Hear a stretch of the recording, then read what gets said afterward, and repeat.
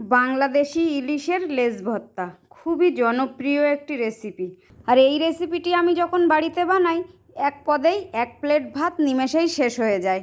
দুপুরবেলা গরম ভাতের সঙ্গে এই লেজ ভর্তা খেতে দুর্দান্ত লাগে। আসসালামু আলাইকুম, লিলির রান্নাঘরে সবাইকে স্বাগত। আসুন তাহলে দেখে নেওয়া যাক আজকের এই লেজ ভর্তার রেসিপি।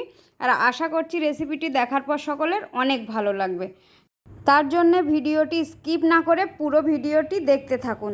তো লেজ ভর্তা বানানোর জন্য প্রথমেই 3 পিস ইলিশ মাছের লেজ নিয়েছি। এবার এর মধ্যে সামান্য লবণ আর হলুদ গুঁড়ো দিয়ে খুব ভালোভাবে মাখিয়ে নিচ্ছি। আর এভাবে লবণ হলুদ গুঁড়ো দিয়ে মাখিয়ে নেওয়ার পর আমি 5 মিনিট সাইডে রেখে দেব। এবার চুলাতে একটা প্যান বসিয়ে তার মধ্যে দিয়ে দেব বেশ কিছুটা পরিমাণ সর্ষের তেল। আর এই রেসিপিটি পুরোপুরি সর্ষের তেলে বানাতে হবে। সর্ষের তেলে বানালে সব থেকে বেশি খেতে টেস্ট হয়। এবার তেলটা গরম হয়ে গেলে তেলের মধ্যে দিয়ে দিলাম 8-10টা শুকনো লঙ্কা। লঙ্কাটা খুব ভালোভাবে ভেজে নেব বেশ মুচমুচে করে। আর ঠিক এভাবে ভাজা হয়ে গেলে একটা প্লেটে তুলে সরিয়ে নেব। আবারও ওই তেলের মধ্যে দিয়ে দেব গোটা 5-6টা রসুনের কোয়া আর একটা বড় সাইজের পেঁয়াজ কুচি। এবার এই রসুন আর পেঁয়াজটাকেও খুব ভালোভাবে লাল লাল করে ভেজে নেব। আর ঠিক এভাবে ভাজা হয়ে গেলে এগুলোকেও তুলে সরিয়ে নেব। আর ইলিশ মাছের নামটা শুনলেই যেন মনের মধ্যে কেমন একটা খাই খাই ব্যাপার থেকে যায়, কি বন্ধুরা, তাই তো? তো এই সমস্ত কিছু ভেজে সাইড করে নিয়েছি। এবার ওই তেলের মধ্যে নুন হলুদ মেখে রাখা ইলিশের লেজগুলোকে দিয়ে দেব। লেজগুলো দিয়ে উল্টে পাল্টে বেশ একটু ডিপ ফ্রাই করে ভেজে নেব। এমনভাবে ভাজতে হবে যাতে ভিতরে কোনো কাঁচা ভাব না থাকে, খুব ভালোভাবে কুক হয়ে যায় আর উপর থেকে বেশ লাল লাল করে ভাজা হয়। আর লেজগুলোকে ঠিক এভাবে লাল লাল করে ভাজা হয়ে গেলে লেজগুলোকে একটা প্লেটে তুলে নেব। তুলে একটু ঠান্ডা করে নেব। মাছের লেজগুলো ঠান্ডা হওয়ার পর হামাল দিস্তির একটা ডাঁটির সাহায্যে এভাবে একটু মাছটাকে প্রথমে হালকা ভেঙে নেব। ভেঙে নেওয়ার পর হাত দিয়ে কাঁটাগুলোকে আগে খুব ভালোভাবে বেছে নেব। আর এই কাজটা একটু সময় নিয়ে করতে হবে, কেননা ইলিশের লেজের মধ্যে প্রচুর পরিমাণে কাঁটা থাকে, যার কারণে মাছগুলো খাওয়া হয়ে যায় কিন্তু এই লেজগুলো অবশিষ্ট পড়ে থাকে আর কেউ খেতে চায় না। আর সেজন্যই তো ইলিশের লেজ ভর্তা এত জনপ্রিয় হয়ে উঠেছে। তো মাছটা আমি খুব ভালোভাবে বেছে নিয়েছি।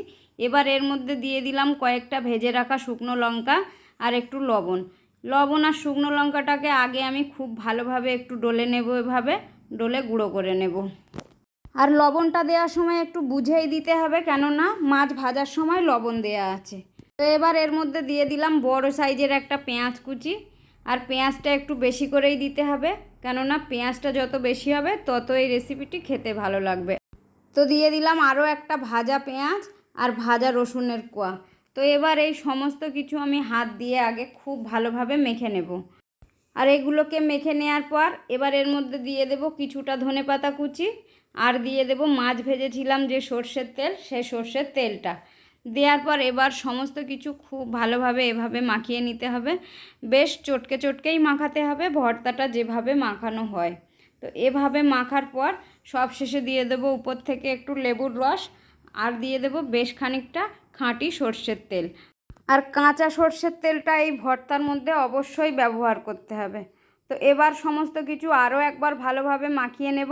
নেয়ার পর ঠিক এভাবে ভাগ ভাগ করে নেব, নিয়েই সার্ভ করে নেব। আর এইভাবে রেসিপিটি একবার বানিয়ে দেখুন, এক পদে এক প্লেট ভাত নিমেষেই শেষ হয়ে যাবে। আর আমার রেসিপিটি ভালো লাগলে আপনি যদি ইউটিউব থেকে দেখেন অবশ্যই আমার চ্যানেলটি সাবস্ক্রাইব করে রাখার অনুরোধ রইল। আর ফেসবুক পেজ থেকে দেখলে পেজটিকে ফলো দিয়ে রাখার অনুরোধ রইল।